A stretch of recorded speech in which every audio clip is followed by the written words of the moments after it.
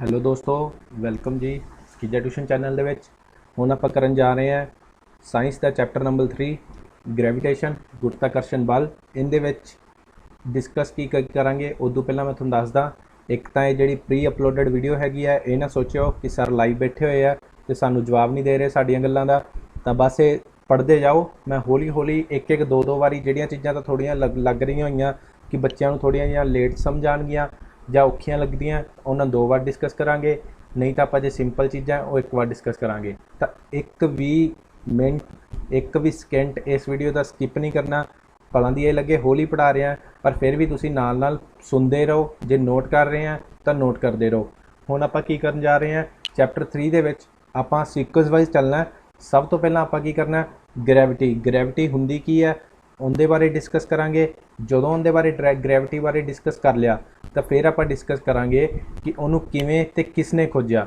ਫਿਰ ਜਦੋਂ ਉਹ ਡਿਸਕਸ ਹੋ ਗਿਆ, ਫਿਰ ਜਦੋਂ ਕੋਈ ਨਾ ਕੋਈ ਚੀਜ਼, ਇੱਕ ਚੀਜ਼ ਨੋਟ ਰੱਖਿਓ, ਜਦੋਂ ਆਪਾਂ ਕੋਈ ਵੀ ਚੀਜ਼ ਡਿਸਕਵਰ ਕਰਦੇ ਹਾਂ ਉਦੋਂ ਬਾਅਦ ਹਮੇਸ਼ਾ ਸਵਾਲ ਖੜੇ ਹੁੰਦੇ ਆ। ਕੁਛ ਤਾਂ ਨੈਗੇਟਿਵ ਹੁੰਦੇ ਆ, ਕੁਛ ਪੋਜ਼ੀਟਿਵ ਹੁੰਦੇ ਆ। ਤਾਂ ਉਵੇਂ ਗ੍ਰੈਵਿਟੀ ਦੇ ਨਾਲ ਹੋਇਆ, ਕੋਈ ਨਾ ਕੋਈ ਸਵਾਲ ਖੜੇ ਹੋਏ, ਫਿਰ ਆਪਾਂ ਉਹਨਾਂ ਬਾਰੇ ਗੱਲ ਕਰਾਂਗੇ।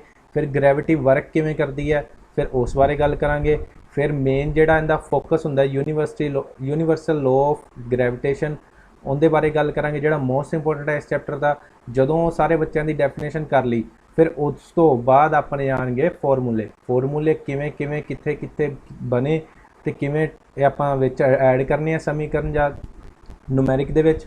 ਤਾਂ ਫਿਰ ਆਪਾਂ ਉਦੋਂ ਬਾਅਦ ਉਹ ਕਰਾਂਗੇ। ਫਿਰ ਉਸ ਤੋਂ ਬਾਅਦ ਆਪਾਂ ਕਰਾਂਗੇ ਡਿਸਕਸ, ਕਿਉਂਕਿ ਬੱਚੇ ਬਹੁਤਾਂ ਨੂੰ ਕਨਫਿਊਜ਼ਨ ਹੈਗੀ ਹੈ ਪੁੰਜ ਅਤੇ ਭਾਰ ਦੇ ਵਿੱਚ। ਫਿਰ ਆਪਾਂ ਉਹ ਡਿਸਕਸ ਕਰਾਂਗੇ। ਫਿਰ ਲਾਸਟ 'ਤੇ ਆਪਣੇ ਕੋਲ ਆਊਗਾ ਜੀ ਵਨ ਲਾਈਨ ਦੇ ਨਾਲ ਡਿਸਕਸ ਕਰਦੇ ਕਰਦੇ ਫਿਰ ਆਪਣਾ ਇਹ ਪੂਰੀ ਵੀਡੀਓ ਐਂਡ ਹੋਊਗੀ। ਇਹ ਗੱਲਾਂ ਜ਼ਰੂਰ ਛੋਟੀ ਲੱਗ ਰਹੀ ਹੈ ਤਾਂ ਇਹ ਪੂਰੀ ਵੱਡੀ ਹੋਣ ਵਾਲੀ ਹੈ ਵੀਡੀਓ। ਤਾਂ ਧਿਆਨ ਨਾਲ ਅਤੇ ਫੋਕਸ ਕਰਕੇ ਦੇਖਿਓ। ਜੇ ਕਿਸੇ ਬੱਚੇ ਨੇ ਵਿੱਚੋਂ ਸਕਿਪ ਕਰਨਾ ਤਾਂ ਉਹ ਨਾ ਦੇਖੇ ਤਾਂ ਬੈਟਰ ਹੈ, ਕਿਉਂਕਿ ਉਹਦਾ ਟਾਈਮ ਵੇਸਟ ਹੋਊਗਾ। ਕਿਉਂਕਿ ਫਿਰ ਉਹਨੂੰ ਕੁਝ ਸਮਝ ਵੀ ਨਹੀਂ ਲੱਗਣਾ ਕਿ ਕਿਹੜਾ ਪੁਆਇੰਟ ਕਿੱਥੋਂ ਚੱਕਿਆ ਅਤੇ ਕਿੱਥੇ ਖਤਮ ਹੋ ਗਿਆ। ਚਲੋ ਆਪਾਂ ਹੁਣ ਬਿਨਾਂ ਟਾਈਮ ਵੇਸਟ ਕੀਤੇ ਹੋਏ ਸ਼ੁਰੂ ਕਰਦੇ ਹਾਂ। ਆਪਣੇ ਫਸਟ ਵੱਲ ਚੱਲਦੇ ਹਾਂ। ਸਭ ਤੋਂ ਪਹਿਲਾਂ ਆਪਣੇ ਕੋਲ ਕੀ ਹੈ ਜੀ, ਗ੍ਰੈਵਿਟੀ ਦੇ ਵਿੱਚ ਆਪਣੇ ਕੋਲ ਕੀ ਹੈ, ਇੰਗਲਿਸ਼ ਦੇ ਵਿੱਚ ਥੋੜ੍ਹਾ ਜਿਹਾ ਰੀਡ ਆਊਟ ਡੈਫੀਨੇਸ਼ਨ ਕਰ ਲੈਂਦੇ ਹਾਂ। Gravity is a force which tries to pull 2 objects toward each other. Gravity ਕੀ ਹੈ, ਇੱਕ ਅਜਿਹੀ ਸ਼ਕਤੀ ਹੈ ਜੋ 2 ਚੀਜ਼ਾਂ ਨੂੰ ਇੱਕ ਦੂਜੇ ਵੱਲ ਖਿੱਚਣ ਦੀ ਕੋਸ਼ਿਸ਼ ਕਰਦੀ ਹੈ ਜਾਂ ਖਿੱਚਦੀ ਹੈ। ਤਾਂ anything which has mass also has a gravitational pull. ਇੱਕ ਚੀਜ਼ ਯਾਦ ਰੱਖਿਓ, ਗ੍ਰੈਵੀਟੇਸ਼ਨਲ ਜਾਂ ਗੁਰਤਾਕਰਸ਼ਣ ਬਲ ਉਸ ਚੀਜ਼ ਦੇ ਵਿੱਚ ਹੁੰਦਾ ਜਿੰਦਾ ਕੋਈ ਨਾ ਕੋਈ ਪੁੰਜ ਹੋਵੇ। ਠੀਕ ਹੈ ਜੀ। ਜਦੋਂ ਕਿਸੇ ਨਾ ਕਿਸੇ ਚੀਜ਼ ਦਾ ਕੋਈ ਪੁੰਜ ਹੁੰਦਾ ਤਾਂ ਉਹਦਾ ਹਮੇਸ਼ਾ ਉਹਦੇ ਵਿੱਚ ਗ੍ਰੈਵਿਟੀ ਐਗਜ਼ਿਸਟ ਕਰੂਗੀ, ਹੋਊਗੀ ਅਤੇ ਉਹ ਗ੍ਰੈਵਿਟੀ ਦੇ ਨਾਲ ਹੀ ਵਰਕ ਕਰੂਗਾ। The more massive an object is the stronger its gravitational pull is. ਉਹਦੇ 'ਚ ਕੀ ਗੱਲ ਕੀਤੀ ਗਈ ਹੈ, ਜਿੰਨਾ ਜ਼ਿਆਦਾ ਉਹਦਾ ਮਾਸ ਸਟਰੋਂਗ ਹੋਊਗਾ ਉਨੀ ਜ਼ਿਆਦਾ ਉਹਦੇ ਗ੍ਰੈਵੀਟੇਸ਼ਨਲ ਪੁੱਲ ਹੈ ਜਿਹੜੀ ਉਹ ਸਟਰੋਂਗ ਹੋਊਗੀ। ਹੁਣ ਇਹਨੂੰ ਪੰਜਾਬੀ ਦੇ ਵਿੱਚ ਥੋੜ੍ਹਾ ਜਿਹਾ ਰੀਡ ਆਊਟ ਕਰ ਲੈਂਦੇ ਹਾਂ। ਗ੍ਰੈਵਿਟੀ ਇੱਕ ਅਜਿਹੀ ਸ਼ਕਤੀ ਹੈ ਜੋ 2 ਚੀਜ਼ਾਂ ਨੂੰ ਇੱਕ ਦੂਜੇ ਵੱਲ ਖਿੱਚਣ ਦੀ ਕੋਸ਼ਿਸ਼ ਕਰਦੀ ਹੈ।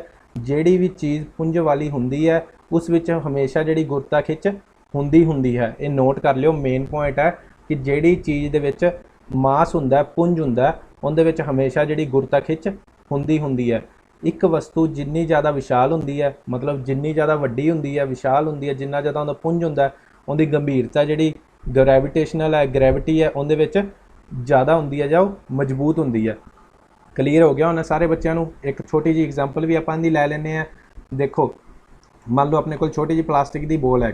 ਮੈਂ ਥੋੜ੍ਹਾ ਜਿਹਾ ਲਿਖਾਈ ਵੱਲ ਘੱਟ ਧਿਆਨ ਦਊਂਗੇ ਤਾਂ ਬੈਟਰ ਹੈ, ਕਿਉਂਕਿ ਜਿਹੜਾ ਕੰਪਿਊਟਰ 'ਤੇ ਥੋੜ੍ਹਾ ਜਿਹਾ ਰਾਈਟ ਕਰਨਾ ਤੁਹਾਨੂੰ ਵੀ ਪਤਾ, ਡਰੋ ਕਰਨਾ ਥੋੜ੍ਹਾ ਜਿਹਾ ਟਫ ਮੰਨਿਆ ਜਾਂਦਾ, ਪਰ ਫਿਰ ਵੀ ਮੈਂ ਆਪਦਾ ਸਲੋ ਰਾਈਟ ਕਰੂੰਗਾ ਕਿ ਤੁਹਾਨੂੰ ਚੰਗੀ ਤਰ੍ਹਾਂ ਪ੍ਰੋਪਰ ਸਮਝ ਲੱਗ ਸਕੇ। ਪਰ ਮੇਰੀਆਂ ਗੱਲਾਂ 'ਤੇ ਵੀ ਥੋੜ੍ਹਾ ਜਿਹਾ ਫੋਕਸ ਰੱਖਿਓ ਕਿ ਮੈਂ ਕਹਿਣਾ ਕੀ ਚਾਹ ਰਿਹਾ। ਕਈ ਵਾਰ ਮੀਨਿੰਗ ਸਮਝ ਨਹੀਂ ਆਉਂਦਾ, ਤਾਂ ਜੇ ਗੱਲਾਂ ਨਾਲ ਪਤਾ ਲੱਗ ਜੂ ਤੁਹਾਨੂੰ ਡੈਫੀਨੇਟ ਮੈਂ ਕਿਵੇਂ ਕਰ ਰਿਹਾ। ਤਾਂ ਆਪਾਂ ਐਗਜ਼ਾਮਪਲ ਵੱਲ ਚੱਲਦੇ ਹਾਂ। ਮੰਨ ਲਓ ਦੇਖੋ, ਇੱਕ ਛੋਟੀ ਜਿਹੀ ਪਲਾਸਟਿਕ ਦੀ ਹਲਕੀ ਬੋਲ ਹੈ, ਬਿਲਕੁਲ ਹਲਕੀ ਬੋਲ ਹੈ। ਜਦੋਂ ਆਪਾਂ ਉਹਨੂੰ ਉੱਪਰ ਵੱਲ ਨੂੰ ਸਿੱਟਾਂਗੇ, ਉਹਦਾ ਪੁੰਜ ਵੀ ਘੱਟ ਹੈ, ਠੀਕ ਹੈ, ਵੇਟ ਅਤੇ ਮਾਸ ਉਹਦਾ ਘੱਟ ਹੈ। ਉਹਨੂੰ ਜਦੋਂ ਆਪਾਂ ਉੱਪਰ ਵੱਲ ਨੂੰ ਸਿੱਟਾਂਗੇ ਤਾਂ ਉਹ ਥੋੜ੍ਹਾ ਜਿਹਾ ਟਾਈਮ ਲਊਗੀ ਨੀਚੇ ਆਉਣ 'ਤੇ। ਅਤੇ ਉਦੋਂ ਬਾਅਦ ਆਪਣੇ ਕੋਲ ਇੱਕ ਪੱਥਰ ਦੀ ਬੋਲ ਹੈ ਜਾਂ ਕਾਰਕ ਵਾਲੀ, ਜੇ ਕ੍ਰਿਕਟ ਵਾਲੇ ਕਹਿ ਲਓ, ਉਹੀ ਬੋਲ ਆਪਣੇ ਕੋਲ। ਜਦੋਂ ਆਪਾਂ ਉਹਨੂੰ ਉੱਪਰ ਸਿੱਟਾਂਗੇ ਉਹਦੇ 'ਤੇ ਇੱਕ ਤਾਂ ਜ਼ੋਰ ਵੀ ਆਪਣਾ ਜ਼ਿਆਦਾ ਲੱਗੂ ਸਿੱਟਣ 'ਤੇ।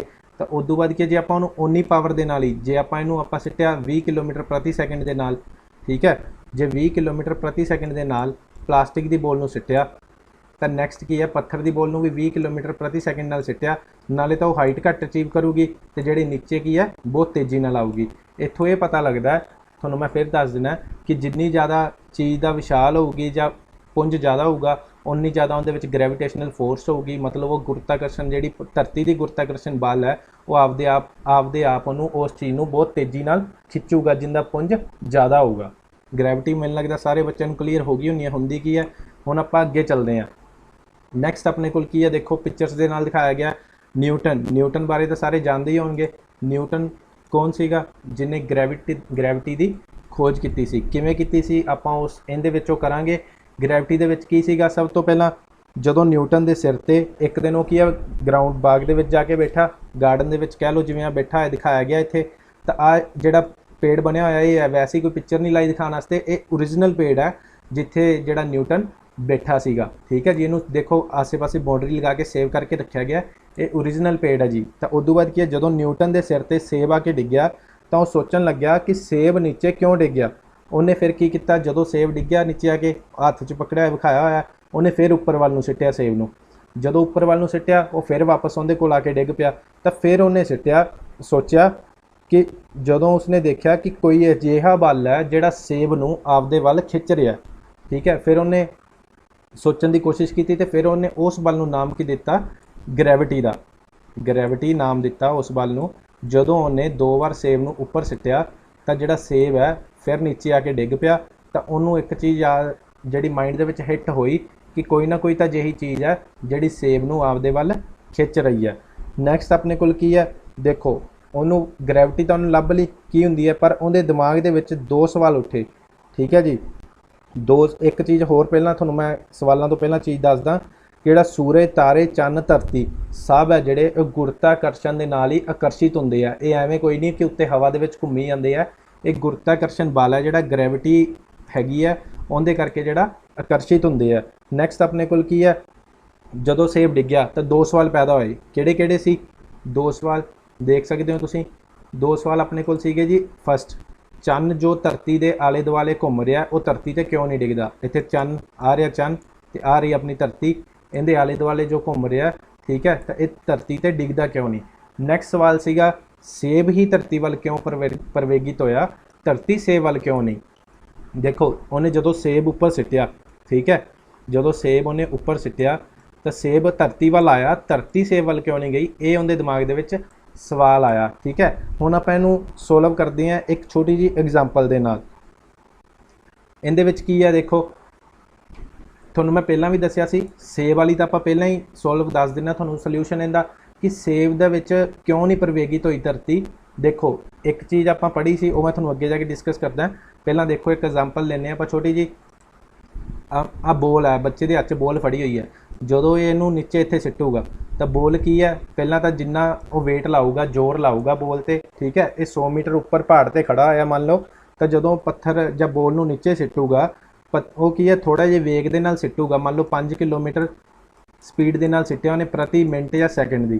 ਠੀਕ ਹੈ, ਉਹ ਕੀ ਹੈ, ਪਹਿਲਾਂ ਜਿੰਨੀ ਸਪੀਡ ਨਾਲ ਉਹਦੇ ਕੋਲ ਸਪੀਡ ਫੜੀ ਉਹਨੇ, ਉਹ ਤਾਂ ਸਿੱਧਾ ਜਾਂਦਾ ਰਿਹਾ। ਉਦੋਂ ਬਾਅਦ ਕੀ ਹੈ, ਉਹ ਨੀਚੇ ਸਤ੍ਹਾ ਤੇ ਡਿੱਗ ਪਿਆ। ਉਸ ਤੋਂ ਬਾਅਦ ਕੀ ਹੈ, ਜਿਵੇਂ ਜਿਵੇਂ ਉਹ ਇੱਕ ਵਾਰੀ ਹੋਰ ਦੱਸਦਾ ਮੈਂ ਤੁਹਾਨੂੰ ਕਿ ਵੇਗ ਵਧਾ ਰਿਹਾ, ਜਿਵੇਂ ਇੱਥੇ 10 ਕਿਲੋਮੀਟਰ ਨਾਲ ਸਿੱਟਿਆ, ਫਿਰ 15 ਨਾਲ ਸਿੱਟਿਆ। ਠੀਕ ਹੈ, ਤਾਂ ਉਹ ਬੋਲ ਕੀ ਹੈ, ਪਰ ਜਿੰਨਾ ਉਹਦੇ ਤੇ ਲਗਾਇਆ ਜਾਂਦਾ ਆਪਣਾ ਜ਼ੋਰ, ਵੇਗ ਲਗਾਇਆ ਜਾਂਦਾ, ਠੀਕ ਹੈ, ਜਾਂ ਉਹਨੂੰ ਦਿਸ਼ਾ ਦਿੱਤੀ ਜਾਂਦੀ ਹੈ, ਜਾਂ ਉਹਦੇ ਤੇ ਜਿੰਨਾ ਭਾਰ ਲਗਾਇਆ ਜਾਂਦਾ ਉਨੀ ਦੂਰ ਤੋਂ ਚਲਾ ਜਾਂਦਾ, ਪਰ ਉਸ ਤੋਂ ਬਾਅਦ ਉਹ ਕਿੱਥੇ ਡਿੱਗਦਾ, ਧਰਤੀ ਤੇ। ਕਿਉਂ, ਗ੍ਰੈਵਿਟੀ ਦੇ ਕਾਰਨ। ਇੱਕ ਹੋਰ ਚੀਜ਼ ਨੋਟ ਕਰ ਲਿਓ ਨਾਲ, ਜਿਵੇਂ ਜਿਵੇਂ ਵਸਤੂ ਤੇ ਵੇਗ ਵੱਧ ਰਿਹਾ ਉਸੇ ਤਰ੍ਹਾਂ ਦੂਰੀ ਵੀ ਵੱਧ ਰਹੀ ਹੈ। ਜਿਵੇਂ ਜਿਵੇਂ ਆਪਾਂ ਦੇਖੋ, ਜੇ ਆਪਾਂ ਥੋੜ੍ਹੇ ਜਿਹੇ ਜ਼ੋਰ ਨਾਲ ਸਿੱਟਾਂਗੇ ਤਾਂ ਉਹ ਨੇੜੇ ਡਿੱਗ ਪੂਗੀ, ਜੇ ਜ਼ਿਆਦਾ ਜ਼ੋਰ ਨਾਲ ਸਿੱਟਿਆ ਬੱਚੇ ਨੇ ਤਾਂ ਉਹ ਕੀ ਹੈ, ਵੇਗ ਵਧਣ ਦੇ ਨਾਲ ਨਾਲ ਦੂਰੀ ਵੀ ਵੱਧ ਲਈ ਹੈ। ਮੰਨ ਲਓ ਪਲੇਨ ਸਤ੍ਹਾ ਦੀ ਜਗ੍ਹਾ ਗਰਾਊਂਡ ਜਗ੍ਹਾ ਤੇ ਖੜੇ ਹੋ ਕੇ ਮੰਨ ਲਓ, ਠੀਕ ਹੈ, ਇੱਕ ਛੋਟੀ ਜਿਹੀ ਹੋਰ ਐਗਜ਼ਾਮਪਲ ਦਿੰਦਾ ਮੈਂ ਤੁਹਾਨੂੰ। ਆਹ ਦੇਖੋ ਅੱਗੋਂ ਆਪਣੇ ਕੋਲ ਕੀ ਹੈ, ਪਹਿਲਾਂ ਤਾਂ ਬੱਚਾ ਖੜਾ ਸੀਗਾ ਪਹਾੜ ਤੇ ਇਕੱਲੇ ਤੇ, ਠੀਕ ਹੈ, ਪਹਾੜ ਤੇ ਖੜੇ ਹੋਣ ਤੋਂ ਬਾਅਦ ਉਹਨੇ ਜਿਵੇਂ ਜ਼ੋਰ ਲਾਇਆ, ਵਸਤੂ ਜਿਹੜੀ ਡਿੱਗੀ ਜਾਂਦੀ ਹੈ, ਡਿੱਗੀ ਜਾਂਦੀ ਸੀ, ਤੇ ਹੁਣ ਉਹ ਕਿੱਥੇ ਖੜਾ, ਉਹ ਖੜਾ ਗੋਲ ਸਤ੍ਹਾ ਤੇ, ਮਤਲਬ ਉਹ ਧਰਤੀ ਦੇ ਧੁਰੇ ਤੇ ਖੜਾ ਮੰਨ ਲਓ। ਤਾਂ ਉੱਤੇ ਛੋਟੀ ਜਿਹੀ ਪਹਾੜੀ ਬਣੀ ਆ, ਉੱਤੇ ਖੜ ਕੇ ਉਹਨੇ ਬੋਲ ਸਿੱਟੀ।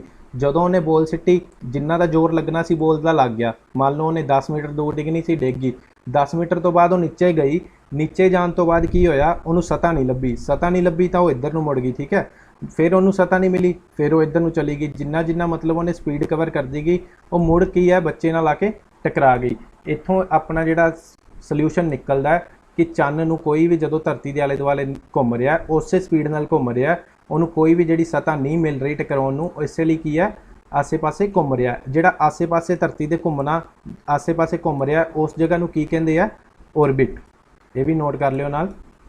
ਹੁਣ ਪਤਾ ਲੱਗ ਗਿਆ ਹੋਣਾ ਸਾਰੇ ਬੱਚਿਆਂ ਨੂੰ ਕਿ ਜਿਹੜਾ ਚੰਨ ਹੈ ਉਹ ਧਰਤੀ ਦੇ ਨਾਲ ਟਕਰਾਉਂਦਾ ਕਿਉਂ ਨਹੀਂ। ਦੋ ਚੀਜ਼ਾਂ ਨਾਲ, ਇੱਕ ਚੀਜ਼ ਹੋਰ ਨੋਟ ਕਰ ਲਿਓ, ਚੰਨ ਹੈ ਜਿਹੜਾ ਉਹ ਦੋ ਚੀਜ਼ਾਂ ਦੇ ਨਾਲ ਚੱਲੀ ਜਾਂਦਾ। ਕਿਹੜੀਆਂ ਕਿਹੜੀਆਂ ਨੋਟ ਕਰ ਲਿਓ। ਇੱਕ ਤਾਂ ਹੋ ਗਈ ਗੁਰਤਾਕਰਸ਼ਣ, ਠੀਕ ਹੈ, ਗ੍ਰੈਵਿਟੀ ਹੋ ਗਈ, ਇੱਕ ਹੋ ਗਿਆ ਕੇਂਦਰਮੁਖੀ ਬਲ। ਦੋ ਚੀਜ਼ਾਂ ਕੇਂਦਰਮੁਖੀ ਬਲ ਵਾਲੇ ਆਪਾਂ ਅੱਗੇ ਗੱਲ ਕਰਦੇ ਹਾਂ, ਪਰ ਤੁਸੀਂ ਬਸ ਨੋਟ ਕਰ ਲੈਣਾ ਕਿਹੜੀਆਂ ਚੀਜ਼ਾਂ ਜਿੰਦਾ ਕਰਕੇ ਚੰਨ ਹੈ ਜਿਹੜਾ ਉਹ ਧਰਤੀ ਦੇ ਆਲੇ ਦੁਆਲੇ ਘੁੰਮ ਰਿਹਾ। ਇੱਕ ਤਾਂ ਹੋ ਗਈ ਗ੍ਰੈਵਿਟੀ, ਆਪਣੀ ਗੁਰਤਾਕਰਸ਼ਣ ਬਲ, ਤੇ ਇੱਕ ਹੋ ਗਿਆ ਆਪਣਾ ਕੇਂਦਰਮੁਖੀ ਬਲ। ਠੀਕ ਹੈ, ਉਹਦੇ ਕਰਕੇ ਜਿਹੜਾ ਧਰਤੀ ਨਾਲ ਨਹੀਂ ਟਕਰਾਉਂਦਾ। ਆਪਣਾ ਫਸਟ ਤਾਂ ਸਮਝੋ ਸੋਲਵ ਹੋ ਗਿਆ। ਤੇ ਉਸ ਤੋਂ ਬਾਅਦ ਆਪਣੇ ਕੋਲ ਅੱਗੋਂ ਕੀ ਆਊਗਾ? ਨੈਕਸਟ ਕੀ ਹੈ ਆਪਣੇ ਕੋਲੇ? ਕੇਂਦਰਮੁਖੀ ਬਲ। ਕੇਂਦਰਮੁਖੀ ਬਲ ਦੇ ਵਿੱਚ ਕੀ ਹੈ, ਪਹਿਲਾਂ ਇਹਦੀ ਡੈਫੀਨੇਸ਼ਨ ਪੜ੍ਹ ਲਓ। ਇਹਨੂੰ ਇੰਗਲਿਸ਼ ਦੇ ਵਿੱਚ ਕਹਿੰਦੇ ਆ ਸੈਂਟਰੀਪੈਟਲ ਫੋਰਸ। ਠੀਕ ਹੈ, ਕੇਂਦਰਮੁਖੀ ਬਲ ਇਹ ਵੀ ਮੋਸਟ ਇੰਪੋਰਟੈਂਟ ਹੈ। ਜੋ ਬਲ ਕਿਸੇ ਵਸਤੂ ਨੂੰ ਚੱਕਰਾਕਾਰ ਪਥ ਵਿੱਚ ਗਤੀਸ਼ੀਲ ਰੱਖਦਾ ਹੈ, ਜਿਵੇਂ ਧਰਤੀ ਕਿਹਨੂੰ ਰੱਖਦੀ ਹੈ? ਚੰਦਰਮਾ ਨੂੰ। ਠੀਕ ਹੈ, ਕਿਹਦੇ ਨਾਲ? ਕੇਂਦਰਮੁਖੀ ਬਲ ਦੇ ਨਾਲ।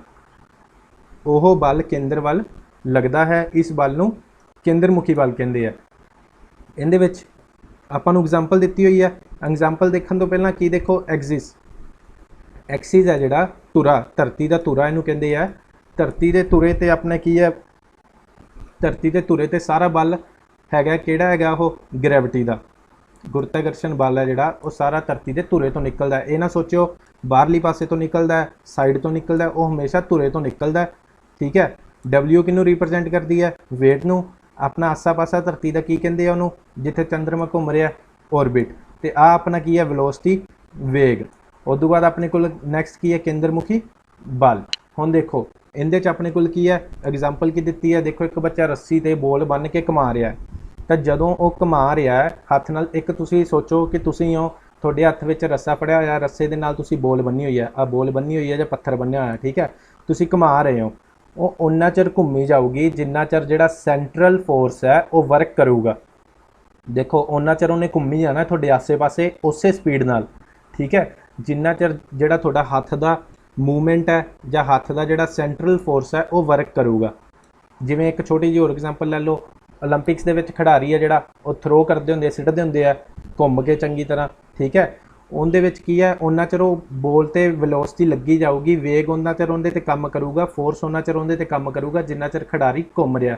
ਜਦੋਂ ਉਹਨੇ ਹੱਥੋਂ ਛੱਡਤਾ, ਠੀਕ ਹੈ, ਉਹ ਦੂਰੀ ਤਾਂ ਜ਼ਰੂਰ ਪ੍ਰਾਪਤ ਕਰੂਗਾ, ਪਰ ਉਹਦੇ 'ਤੇ ਜਿਹੜਾ ਸੈਂਟਰ ਮੁਖੀ ਬਲ ਹੈ ਉਹ ਖਤਮ ਹੋ ਜਾਊਗਾ। ਇਹ ਚੀਜ਼ ਨੋਟ ਕਰੀ ਜਾਣੀਆਂ ਤੁਸੀਂ, ਛੋਟੀਆਂ ਛੋਟੀਆਂ ਗੱਲਾਂ ਜਿਹੜੀਆਂ। ਇਹ ਸੀ ਆਪਣਾ ਕੇਂਦਰਮੁਖੀ ਬਲ। ਤੁਹਾਨੂੰ ਦੁਬਾਰਾ ਫਿਰ ਦੱਸ ਦਿੰਦਾ, ਕੇਂਦਰਮੁਖੀ ਬਲ ਹਮੇਸ਼ਾ ਕੇਂਦਰ 'ਤੇ ਹੀ ਫੋਰਸ ਫੋਕਸ ਕਰਦਾ। ਜਿਵੇਂ ਕੋਈ ਚੱਕਰਾਕਾਰ ਗਤੀ ਉਹਦੇ ਆਸੇ ਪਾਸੇ ਉਦੋਂ ਹੀ ਘੁੰਮਦੀ ਹੈ ਜਦੋਂ ਉਹਦੇ ਕੇਂਦਰ ਵਿੱਚੋਂ ਕੋਈ ਨਾ ਕੋਈ ਬਲ ਨਿਕਲ ਰਿਹਾ ਹੋਵੇ ਜਾਂ ਵਰਕ ਕਰ ਰਿਹਾ ਹੋਵੇ। ਨੈਕਸਟ ਦੇਖੋ ਕੀ ਹੈ ਆਪਣੇ ਕੋਲੇ? Second question. ਸੈਕਿੰਡ ਕੁਐਸਚਨ ਆਪਣੇ ਕੋਲ ਕੀ ਆਇਆ ਸੀਗਾ? ਫਸਟ ਤਾਂ ਆਪਣਾ ਕਲੀਅਰ ਹੋ ਗਿਆ ਹੋਣਾ ਸਾਰਿਆਂ ਨੂੰ ਚੰਨ ਵਾਲਾ। ਸੈਕਿੰਡ ਆਪਣੇ ਕੋਲ ਕੀ ਆਇਆ ਸੀ? ਸੇਬ ਧਰਤੀ ਵੱਲ ਆਕਰਸ਼ਿਤ ਹੋ ਰਿਹਾ ਕਿ ਧਰਤੀ ਸੇਬ ਵੱਲ ਹੈ ਜਿਹੜੀ ਆਕਰਸ਼ਿਤ ਹੁੰਦੀ ਹੈ ਕਿ ਨਹੀਂ। ਹੁਣ ਨੈਕਸਟ ਦੇਖੋ ਇਹਦੇ ਵਿੱਚ ਕੀ ਹੈ? ਆਪਾਂ ਫਸਟ ਜਿਨ੍ਹਾਂ ਨੇ ਨਹੀਂ ਦੇਖੀ ਫਸਟ ਤੇ ਸੈਕਿੰਡ ਵੀਡੀਓ, ਉਹ ਜ਼ਰੂਰ ਦੇਖਿਓ। ਉਹਦੇ ਵਿੱਚ ਆਪਾਂ ਕੀ ਡਿਸਕਸ ਕੀਤਾ ਕਿ ਨਿਊਟਨ ਦੇ ਥਰਡ ਲਾਅ ਦੇ ਵਿੱਚ ਕੀ ਗੱਲ ਹੋਈ ਸੀ? Every action has equal reaction but in opposite direction. ਇਹਦਾ ਪੰਜਾਬੀ 'ਚ ਤੁਹਾਨੂੰ ਮੀਨਿੰਗ ਦੱਸ ਦਿੰਦਾ ਮੈਂ ਕਿ ਜਦੋਂ ਵੀ ਕੋਈ ਚੀਜ਼ 'ਤੇ ਆਪਾਂ ਐਕਸ਼ਨ ਲਵਾਂਗੇ ਉਹਦਾ ਉਨਾ ਹੀ ਬਰਾਬਰ ਦਾ ਰਿਐਕਸ਼ਨ ਹੋਊਗਾ, ਪਰ ਉਲਟ ਦਿਸ਼ਾ ਦੇ ਵਿੱਚ। ਦੇਖੋ ਹੁਣ ਉਹਨੇ ਸੇਬ ਸਿੱਟਤਾ, ਠੀਕ ਹੈ, ਸੇਬ ਸਿੱਟਿਆ, ਜੇ ਮੰਨ ਲਓ ਥੋੜੀ ਜਿਹੀ ਦੂਰ ਗਿਆ ਤਾਂ ਉਨੀ ਦੂਰੀ ਤੇ ਉਹ ਵਾਪਸ ਆਊਗਾ, ਪਰ ਉਲਟ ਦਿਸ਼ਾ ਦੇ ਵਿੱਚ ਆਊਗਾ। ਉਲਟ ਦਿਸ਼ਾ ਦਾ ਰੀਜ਼ਨ ਇੱਥੇ ਕੀ ਗੱਲ ਹੈ? ਜਿਵੇਂ ਉਹਨੇ ਉੱਪਰ ਨੂੰ ਸਿੱਟਿਆ ਤਾਂ ਉਹ ਆਊਗਾ ਉਨੀ ਗਤੀ ਨਾਲ ਹੀ ਥੱਲੇ, ਪਰ ਆਊਗਾ ਥੱਲੇ ਵੱਲ ਨੂੰ। ਠੀਕ ਹੈ, ਪਹਿਲਾਂ ਉਹਨੇ ਉੱਪਰ ਸਿੱਟਿਆ ਸੀ ਤਾਂ ਓਪੋਜ਼ਿਟ ਡਾਇਰੈਕਸ਼ਨ ਹੋ ਗਈ, ਡਾਇਰੈਕਸ਼ਨ ਓਪੋਜ਼ਿਟ ਹੋ ਗਈ, ਪਰ ਰਿਐਕਸ਼ਨ ਕੀ ਰਿਹਾ? ਇਕੁਅਲ ਰਿਹਾ। ਇੱਥੋਂ ਆਪਣਾ ਜਿਹੜਾ ਇਹ ਨਿਊਟਨ ਦਾ ਥਰਡ ਲਾ ਜਿਹੜਾ ਸੋਲਵ ਹੁੰਦਾ।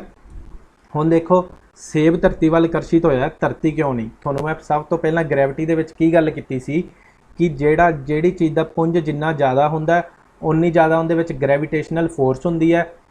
ਹੁਣ ਸੇਬ ਦਾ ਪੁੰਜ ਕਿੰਨਾ, ਮੰਨ ਲਓ ਸੇਬ ਦਾ ਪੁੰਜ ਕਿੰਨਾ, ਮੰਨ ਲਓ 5 ਕਿਲੋ ਦਾ ਹੋਊਗਾ ਵੱਧ ਤੋਂ ਵੱਧ ਮੰਨ ਲਓ ਲਿਫਾਫਾ ਭਰ ਕੇ ਆਪਾਂ ਸੇਬ ਦਾ ਸਿੱਟਤਾ, ਠੀਕ ਹੈ 5 ਕਿਲੋ ਦਾ ਹੋਊਗਾ, ਪਰ ਧਰਤੀ ਦਾ ਇੰਨਾ ਜ਼ਿਆਦਾ ਫੋਰਸ ਹੈ ਕਿ ਇਹ ਤਿਨਕੇ ਦੇ ਬਰਾਬਰ ਵੀ ਹੈ ਨਹੀਂ ਜਿਹੜਾ 5 ਕਿਲੋ ਹੈ, ਠੀਕ ਹੈ। ਤਾਂ ਕਰਕੇ ਜਿਹੜਾ ਸੇਬ ਹੈ ਧਰਤੀ ਵੱਲ ਹੋਇਆ ਆਕਰਸ਼ਿਤ, ਨਾ ਕਿ ਧਰਤੀ ਜਿਹੜੀ ਸੇਬ ਵੱਲ ਆਕਰਸ਼ਿਤ ਹੁੰਦੀ ਹੈ। ਨੈਕਸਟ ਕੀ ਆਪਾਂ ਨਿਊਟਨ ਦੇ ਸੈਕਿੰਡ ਲਾ ਦੇ ਵਿੱਚ ਕੀ ਕੀਤਾ ਸੀ, ਫੋਰਸ ਕਿੰਦੇ ਇਕੁਅਲ ਟੂ ਹੈ ਮਾਸ ਤੇ ਐਕਸਲਰੇਸ਼ਨ ਦੇ, ਮਾਸ ਮਲਟੀਪਲਾਈ ਐਕਸਲਰੇਸ਼ਨ। ਇਹ ਚੀਜ਼ਾਂ ਬੇਸਿਕਸ ਤੁਹਾਨੂੰ ਕਲੀਅਰ ਕਰਨੇ ਪੈਣੇ ਆ ਫਸਟ 2 ਦੇ ਵਿੱਚ, ਇਹ ਮੈਂ ਤੁਹਾਨੂੰ ਫਾਰਮੂਲੇ ਕਰਾ ਰਿਹਾ, ਨਾਲ ਨਾਲ ਨੋਟ ਕਰਦੇ ਰਹੋ।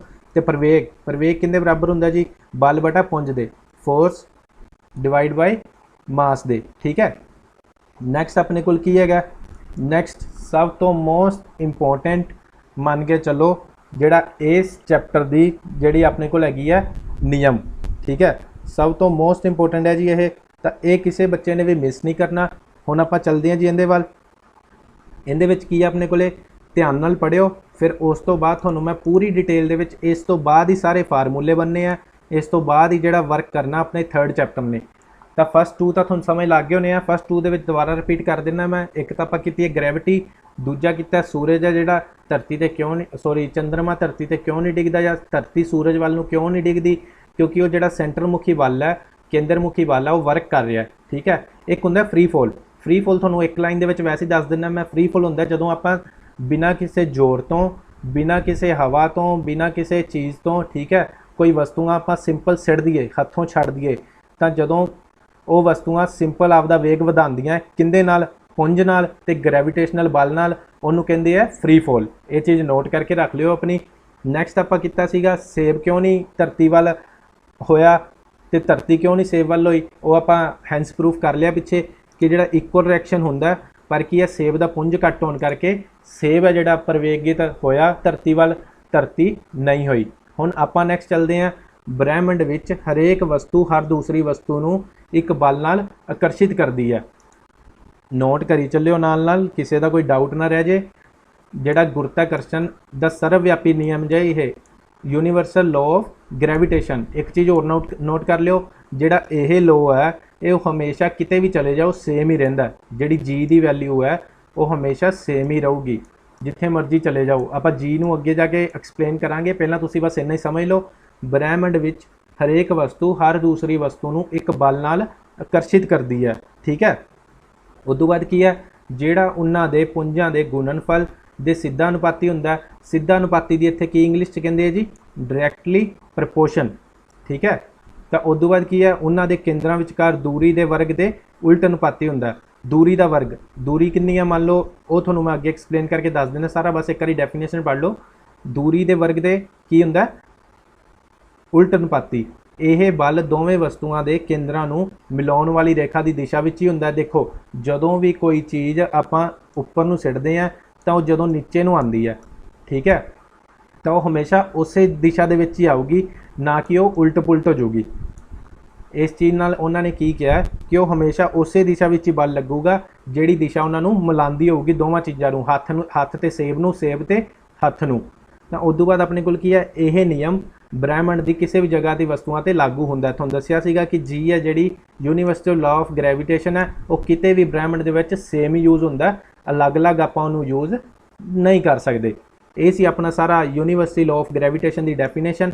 ਹੁਣ ਅੱਗੋਂ ਪਲੀਜ਼ ਧਿਆਨ ਨਾਲ ਸਮਝ ਲਿਓ, ਜੇ ਕਾਪੀ ਪੈਨ ਤੇ ਲਿਖ ਵੀ ਰਹੇ ਹੋ ਤਾਂ 1 ਮਿੰਟ ਪੌਜ਼ ਕਰ ਲਿਓ, ਬਾਅਦ ਦੇ ਵਿੱਚ ਵੀਡੀਓ ਨੂੰ ਤੁਸੀਂ ਸਕਿਪ ਬੈਕ ਕਰਕੇ ਦੇਖ ਸਕਦੇ ਹੋ, ਪਰ ਆਹ ਚੀਜ਼ਾਂ ਧਿਆਨ ਨਾਲ ਸਮਝਣ ਵਾਲੀਆਂ, ਇਹ ਜ਼ਰੂਰ ਸਮਝ ਲਿਓ। ਇੱਥੋਂ ਆਪਣਾ ਸਮਝ ਕੇ ਚਲੋ 25% 30% ਲੈਸਨ ਕਵਰ ਹੋ ਚੁੱਕਿਆ ਜਿਹੜੀਆਂ ਡੈਫੀਨੇਸ਼ਨਾਂ। ਹੁਣ ਨੈਕਸਟ ਚੱਲਦੇ ਹਾਂ ਆਪਾਂ।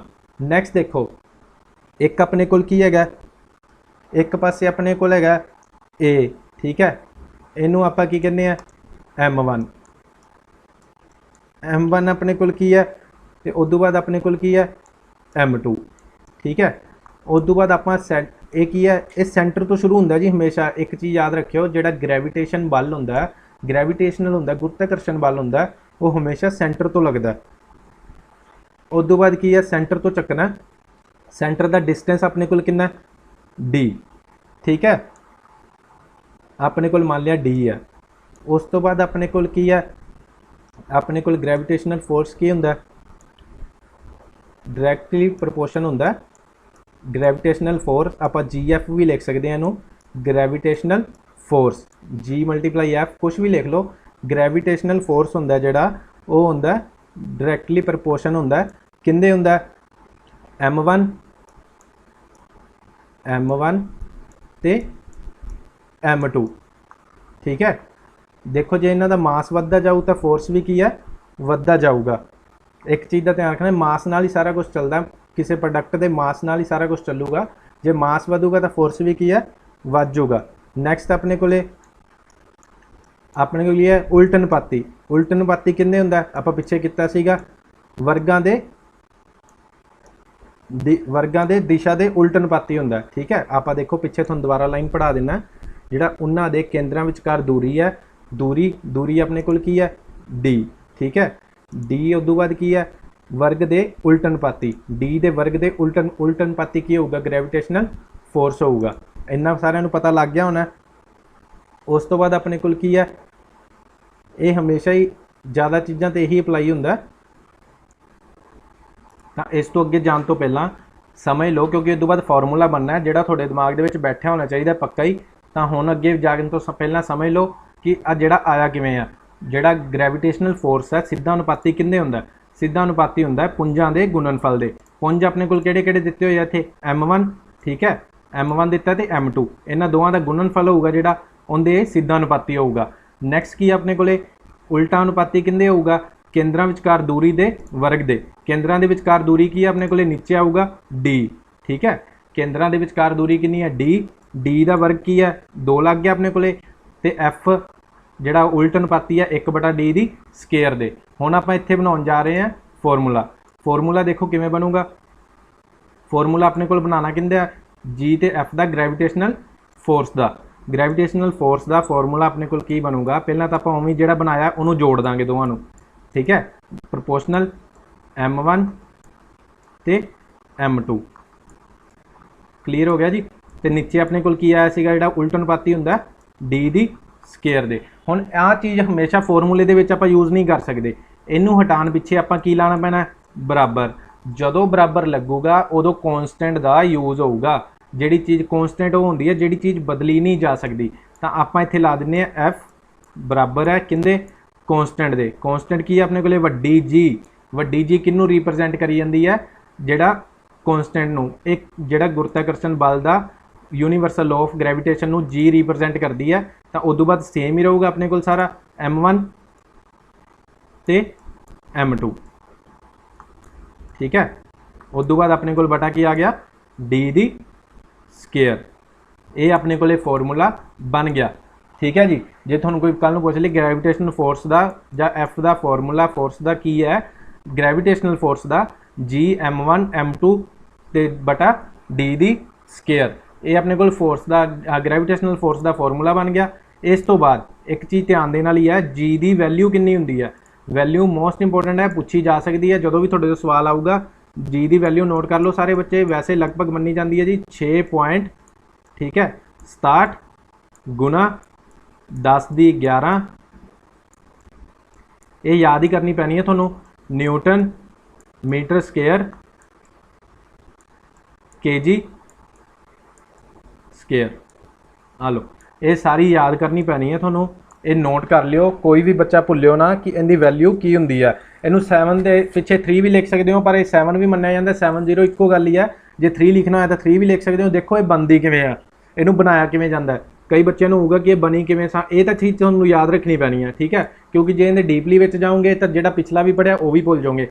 हुण जिहड़ा इहदा पिछे वाला किवें बनदा है, ये काहदे तो बनदा है, SI यूनिट्स तो। हुण अपने कोल फॉर्मूला की असी फॉर्मूला दोबारा फिर रिपीट करते हैं, तुहानूं याद भी हो जाऊगा। नाले GF का अपने कोल फॉर्मूला की है G M1 ते M2, ठीक है, बटा D दी स्केयर। ये अपने को फॉर्मूला सीगा। हुण देखो इनू बनाने वास्ते की करना, आपां सब तो पहला तुहानूं मैं नवें पेज ते दस दिना। बनाने वास्ते आपां की करना, इनू G नूं आपां इधर ले आंदा, ठीक है, G नूं आपां इधर ले आंदा। उधर नाल की सी G दे D बटा D स्केयर सीगा, दूजे पासे अपने कोल की सी F इधर सी, F आ गया इधर F, उस बाद D दी स्केयर उपर आ गया, जिहड़ा सी M1 ते M2 नीचे चला गया। इन्ना क्लीयर हो गया सारे बच्चों को किवें आया, ठीक है। क्यों आया दोबारा फिर सुन लो, ਜਿਹੜਾ एफ है एफ अपने को चला गया इधर ही है, जी इधर आ गया, ठीक है, एफ इधर चला गया ऊपर, या डी ऊपर आ गया अपने को एफ डी स्केयर, तो जोड़ा सारा सीगा ये नीचे आ गया दे जी उवें तो उवें ही पिया, ठीक है। जी बराबर किंदे हो गया एफ डी दी स्केयर, ठीक है, M1 ते M2। हुण इन्हां दा SI यूनिट चक्को की हुंदा। एफ दा SI यूनिट काहदे नाल रिप्रजेंट करते हैं जी आपां इहनूं एन नाल, वड्डी नाल, न्यूटन नाल, ठीक है। उदों बाद डी नूं काहदे नाल करदे हैं, डी नूं करदे हैं मीटर नाल, डिस्टेंस, ठीक है, पर इहदे उत्ते स्केयर लग्गिया तां आपां की ला दांगे स्केयर। ते M नूं काहदे नाल करदे हैं, M नूं आपां करदे हैं मास नूं kg दे नाल, M मास kg, kg दा की बन गया अपने कोले स्केयर। क्लीयर हो गया जी क्यों आया। फिर अपने को की आ गया जी का की आ गया NM दी स्केयर बटा kg दी स्केयर। SI यूनिट ला लो इनका तुसी, जी का SI यूनिट की बन गया अपने को वड्डी जी का NM दी स्केयर ते kg दी स्केयर। ये अपना इत्थे प्रूव हो गया दो चीज़ां नहीं भुलनियां तुसी हुण कदे भी। एक तो हो गया अपने को जी का फॉर्मूला, ठीक है, F बराबर GM1 M2 बटा डी दी स्केयर, तो उदों बाद SI यूनिट किवें बनिया, तो एक इहदी वैल्यू। आ तीन चीज़ां तुहानूं मैं हुण करातियां, तीन चीज़ां ना भुल्लिओ। हुण अग्गों आपां एक होर चलदे हां, अग्गों आपां की करना है, अग्गों वेखो तुहानूं नवीं शीट ते लैके चलदा, नवीं शीट ते आपां की करना उदों बाद। उस तो बाद एक छोटी जी एग्जाम्पल लैंदे हां ते नाल ही एग्जाम्पल दे तुहानूं एक होर चीज़ क्लीयर करवा दिंदे हां। मान लो अपने कोले डिज़ाइन लैंदे एक, मान लो अर्थ लै ली, ठीक है, अर्थ हो गई अपनी धरती, धरती ते अपने कोले आपां इहदी हुण मास दी लवांगे, ठीक है, ग्रैविटेशनल फोर्स मास इहदे सारियां चीज़ां आ जाणगियां। इहदे विच आपां की करना, दो जने लै लैंदे आ। दो जने किहड़े लै लैंदे आ, एक अपना उही चंगू या अपना रामू, ठीक है, ते रामू ते एक शामू। रामू ते शामू धरती के उत्ते खड़े आ, मान लो दो जने खड़े आ, एक खड़ा दूसरी डिस्टेंस ते एक खड़ा इधर वाली ते। उदों बाद की अपने कोले की आ गया, फिर दो जनिਆਂ ਦੇ ਵਿੱਚ ਪਹਿਲਾਂ ਆਪਾਂ ਇੱਕ ਨੂੰ ਸੋਲਵ ਕਰਾਂਗੇ, ਫਿਰ ਦੂਸਰੇ ਨੂੰ। ਰਾਮੂ ਨੂੰ ਆਪਾਂ ਸੋਲਵ ਕਰਨ ਜਾਵਾਂਗੇ ਤਾਂ ਰਾਮੂ ਨੂੰ ਕੌਣ ਜ਼ੋਰ ਲਾ ਰਿਹਾ ਆਪਦੇ ਉੱਪਰ ਖੜਾ ਕਰਨ ਵਾਸਤੇ, M ਮਾਸ ਆਫ ਅਰਥ, ਮਾਸ ਆਫ ਅਰਥ, ਠੀਕ ਹੈ। ਛੋਟੀ ਆਪਾਂ ਨੂੰ ਅਰਥ ਨੂੰ ਰਿਪਰੈਜ਼ੈਂਟ ਕਰ ਦਿੰਦੇ ਆ, ਮਾਸ ਆਫ ਅਰਥ ਹੈ ਜਿਹੜੀ ਰਾਮੂ ਨੂੰ ਫੋਰਸ ਲਾ ਰਹੀ ਹੈ ਆਪਦੇ ਉੱਤੇ ਖੜਨ ਵਾਸਤੇ। ਤਾਂ ਉਦੋਂ ਬਾਅਦ ਕੀ ਹੈ, ਇਹਨਾਂ ਵਿਚਕਾਰ ਦੂਰੀ ਕੀ ਹੈ, ਰੇਡੀਅਸ, ਰੇਡੀਅਸ ਆਫ ਅਰਥ, ਰੇਡੀਅਸ ਆਫ अर्थ। आ तीन चीज़ां अपने को आ गई। हुण मैं दोबारा फिर रिपीट कर दिना। ए पॉइंट हो गया अपने को जिन्हों आप M1 कहने हैं, मास ऑफ अर्थ M1 लिख लो। तो उदों बाद की आ गया अपने को एंडिंग पॉइंट जिहड़ी एक दूजे नूं दोवें खिंच रहे हैं, ठीक है। और एंडिंग पॉइंट अपने को की है रामू MR, ठीक है, M2 या MR जिहड़ा रामू नूं रिप्रजेंट कर रहा है। उदों बाद की है रेडियस, रेडियस की अपने को दूरी, रेडियस की है दूरी।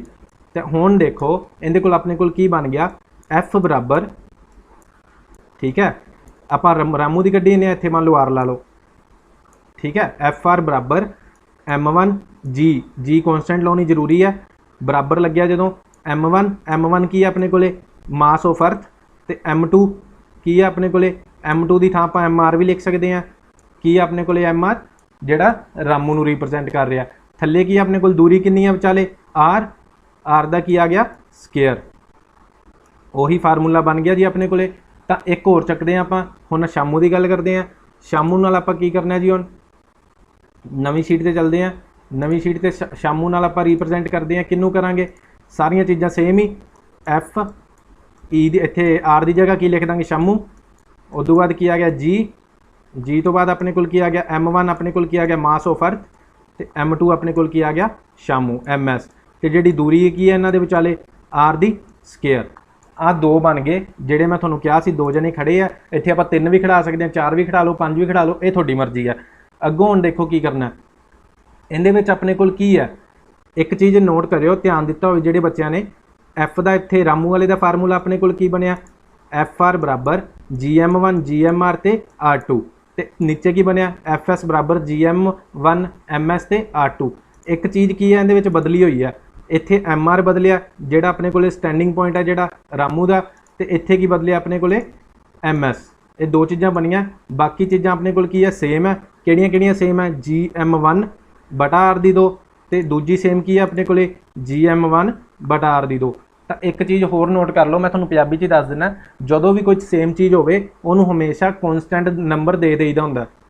ਹੁਣ ਮੰਨ ਲਓ ਆਪਾਂ ਪੰਜਾਬੀ ਦੇ ਵਿੱਚ ਕੀ ਲਿਖ ਦਿੰਨੇ ਆ, ਕਿਹੜੇ ਕਿਹੜੇ, ਠੀਕ ਹੈ। ਆਪਾਂ ਕਿਹੜੇ ਕਿਹੜੇ ਨੂੰ ਰਿਪਰੈਜ਼ੈਂਟ ਕਾਹਦੇ ਨਾਲ ਕਰ ਦਿੰਨੇ ਆ, ਜ਼ਿਆਦਾ 2 ਲਿਖ ਦਿੰਨੇ ਆ, ਮਤਲਬ 2 ਕੀ ਹੁੰਦਾ, ਕਨਸਟੈਂਟ ਹੁੰਦਾ ਕਿ ਜੇ 2 ਲਿਖਤਾ ਮਤਲਬ ਕਿਹੜੇ ਦੁਬਾਰਾ ਦੂਜੀ ਵਾਰੀ ਲਿਖਿਆ ਜਾਣਾ। ਤਾਂ ਹੁਣ ਇੱਥੇ ਕਿਹਨੂੰ ਆਪਾਂ ਦੋਵੇਂ ਕੀ ਆਏ ਆਪਣੇ ਕੋਲੇ, GM1 ਬਟਾ R ਦੀ 2, ਇਹਨੂੰ ਆਪਾਂ ਕਿੰਨੇ ਨਾਲ ਰਿਪਰੈਜ਼ੈਂਟ ਕਰ ਦਾਂਗੇ, ਛੋਟੀ g ਦੇ ਨਾਲ।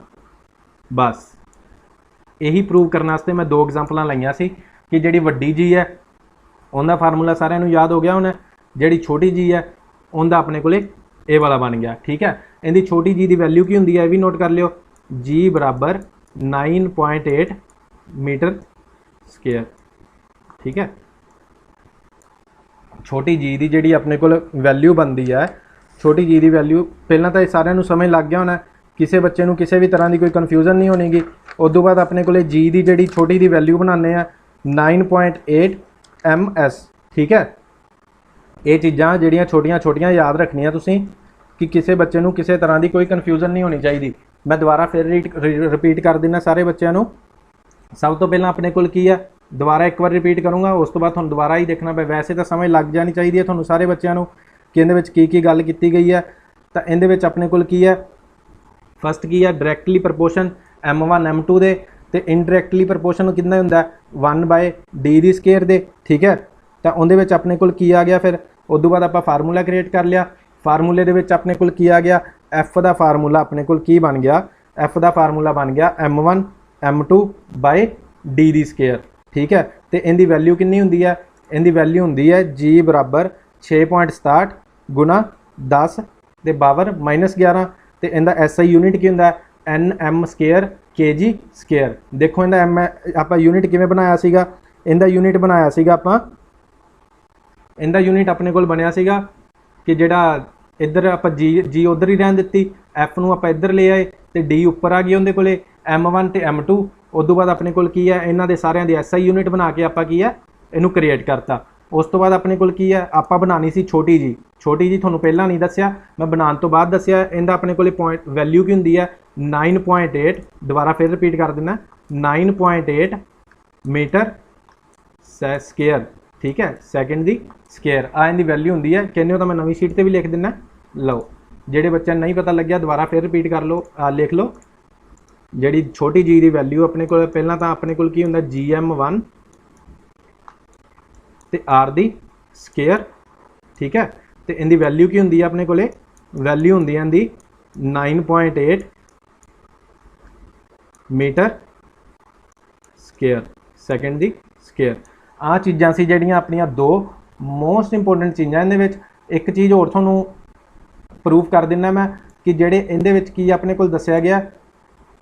ਦੇਖੋ ਜਦੋਂ ਵੀ ਆਪਾਂ ਇੱਕ ਛੋਟੀ ਜਿਹੀ ਚੀਜ਼ ਹਮੇਸ਼ਾ ਹੀ ਨੋਟ ਕਰ ਲਿਓ, ਪੁੰਜ ਹੈ ਜਿਹੜਾ ਕਦੇ ਵੀ ਬਦਲਦਾ ਨਹੀਂ, ਤੇ ਜਿਹੜਾ ਆਪਣੇ ਕੋਲ weight ਹੈ ਉਹ ਹਮੇਸ਼ਾ ਵੱਖਰੀ ਜਗ੍ਹਾ ਤੇ ਵੱਖਰਾ ਹੁੰਦਾ ਰਹਿੰਦਾ। ਤਾਂ ਇਹਦੇ ਕੋਲ ਆਪਣੇ ਕੋਲ ਇੱਕ ਵੈਲਿਊ ਬਣਦੀ ਪਈ ਹੈ ਕਿ ਜਿਹੜਾ ਆਪਣੇ ਕੋਲ ਮੰਨ ਕੇ ਚਲੋ weight of earth WE ਬਰਾਬਰ ਹੁੰਦਾ, ਠੀਕ ਹੈ, 1/6 ਇੱਥੇ ਆਊਗਾ ਆਪਣੇ ਕੋਲੇ weight of moon, ਠੀਕ ਹੈ। ਇੱਕ ਚੀਜ਼ ਯਾਦ ਰੱਖਿਓ, ਬਸ ਤੁਹਾਨੂੰ ਮੇਰਾ ਦੱਸਣ ਦਾ ਮਕਸਦ ਇਹੀ ਹੈ ਕਿ ਜਿਹੜਾ ਧਰਤੀ ਤੇ ਆਪਣਾ ਭਾਰ ਹੈ, ਠੀਕ ਹੈ, ਧਰਤੀ ਤੇ ਭਾਰ ਹੁੰਦਾ ਜਿਹੜਾ, ਤੇ ਉਹ ਜਿਹੜਾ ਭਾਰ ਹੁੰਦਾ ਉਹ ਚੰਨ ਤੇ ਜਾ ਕੇ ਕਿੰਨਾ ਹੋ ਜਾਂਦਾ 1/6। ਬਸ ਇਹੀ ਚੀਜ਼ ਯਾਦ ਰੱਖਣੀ ਹੈ ਜਦੋਂ ਵੀ ਤੁਹਾਡੇ ਤੋਂ ਕੋਈ ਕੁਝ ਪੁੱਛੇ, ਤਾਂ ਜਿਹੜਾ weight of earth ਹੈ ਉਹ 1/6 ਕੀ ਹੋ ਜਾਂਦਾ weight of moon, ਜਾਂ ਜਿਹੜਾ weight of moon ਹੈ 1/6 ਕੀ ਹੋ ਜਾਂਦਾ weight of earth। ਬਸ ਇਹੀ ਚੀਜ਼ ਯਾਦ ਰੱਖਣੀ ਹੈ ਤੁਸੀਂ, ਹੋਰ ਕੁਝ ਵੀ ਯਾਦ ਨਹੀਂ ਕਰਨਾ। ਇਹਦੇ ਵਿੱਚ ਜਿਹੜਾ ਮੇਨ ਪੁਆਇੰਟ ਮੈਨੂੰ ਦੱਸਣ ਦਾ ਇਹੀ ਸੀਗਾ। ਦੁਬਾਰਾ ਫਿਰ ਮੈਂ ਰਿਪੀਟ ਕਰ ਦਿੰਦਾ। ਇੱਕ ਤਾਂ ਆਪਣੇ ਕੋਲ ਫਾਰਮੂਲਾ ਬਣ ਗਿਆ f ਬਰਾਬਰ GM1 m2 ਤੇ d ਸਕੁਅਰ, ਇੱਕ ਬਣ ਗਿਆ g ਬਰਾਬਰ GM ਬਟਾ R ਦੀ ਸਕੁਅਰ, ਤੇ ਇੱਕ ਆਪਣੇ ਕੋਲ ਬਣ ਗਿਆ ਤੇ weight of earth ਜਿਹਨੂੰ ਕਹ ਲਓ GM ਹੀ ਲਿਖ ਲਓ। ਚਲੋ ਤੁਸੀਂ, ਤੁਹਾਨੂੰ ਮੈਂ ਪ੍ਰੋਪਰ ਹੀ ਦੱਸ ਦਿੰਦਾ GM, ਤੇ ਉਸ ਤੋਂ ਬਾਅਦ ਕੀ ਹੈ 1/6 ਮਲਟੀਪਲਾਈ g ਦੀ e, ਠੀਕ ਹੈ।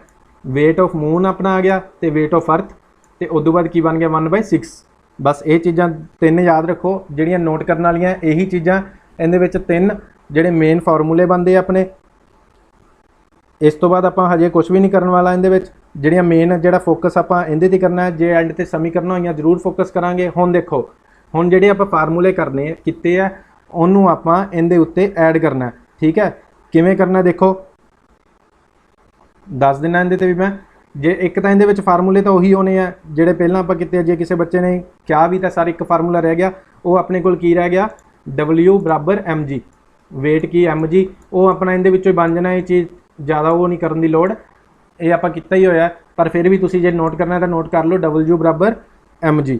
हुण उस तो बाद अपने कोल की है देखो, अपने कोल सम है, ध्यान नाल समझो। What happens to the magnitude of force of gravitation between two objects, दो ऑब्जेक्ट दिते है M1 ते M2, ठीक है। उन्हां दे विच की बदलाव आउंदा है जदों आपां की करदे हां, distance between object is triple. पहलां आपां फार्मूला लिख दिंदे हां, फार्मूला सारे नाल नाल रिपीट करो जिहड़े बच्चे देख रहे हैं। वैसे तो मैं तुहानूं पहलां भी कहा सी प्री अपलोडेड वीडियो है, तो तुहानूं कमेंट का जवाब तो नहीं मिलूगा, पर फिर भी तुसीं कमेंट करके जरूर दसो फार्मूला की सी अपने कोले। सारे बच्चों को चंगी तरह याद हो ही गया होना, जी M1 M2 बटा डी दी स्केयर, ठीक है। ये अपने को फार्मूला है। हुण इहदे विच चेंज की करना है, फस्ट अपने को इक्वेशन दे विच की क्या, डिस्टेंस की करना है, ट्रिपल कर देना। डिस्टेंस ट्रिपल किवें होगा देखो, इहदे विच की है, मान लो आपां इक्वेशन जड़ती वाली जिहड़ी अपने को दित्ती हुई है, F बराबर GM, ठीक है। GM ये उतला सेम रहू क्योंकि आप कला चेंज कहदे करना डिस्टेंस दे विच। डिस्टेंस कितना करता, ट्रिपल 3D, ठीक है। स्केयर तो अपने को हैगा ही सी, ये कितना बन गया अपने को 3 तीए 9, थले कितना बन गया अपने को 9। मैं फिर लिख देना एक बारी, नवी शीट पर लिख देना जी, ध्यान नाल सारे बच्चों को पता लग जूगा, फिर नाल नाल नोट करते रहो। देखो की बन गया सी अपने को, इत्थों चक लेने आपां, 3 तीए 9 बन गया सी। हुण देखो आपां नूं अगे लिख दिंदे आ, F बराबर F इक्वल टू,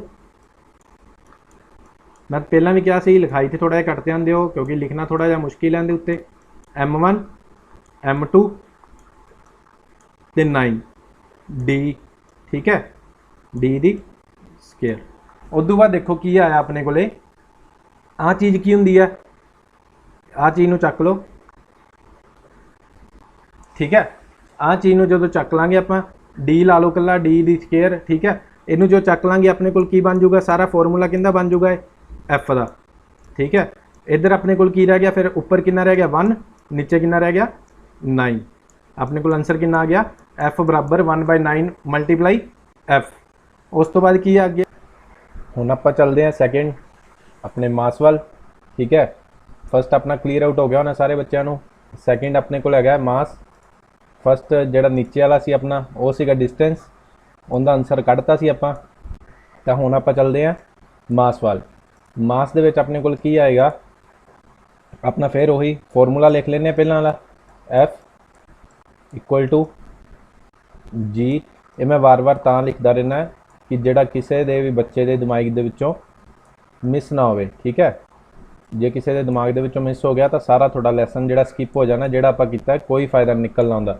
हुण देखो आपां नूं की किया, पहला सीगा डिस्टेंस आपां ट्रिपल करना सी, हुण आपां की करना है मास डबल। मास किहड़ा अपने कोल उपर वाला, मास दे विच अपने कोल की है G, मास फस्ट वाले दा की बन जू 2m1 मल्टीप्लाई कितना बन जाएगा 2m2, 2m2। नीचे वही सेम ही अपना, क्योंकि नीचे वाले ना तो आप छेड़ना ही नहीं, सिर्फ आपां की किया कला मास चेंज करना है। उदों बाद अपने को की बन जाएगा F इक्वल टू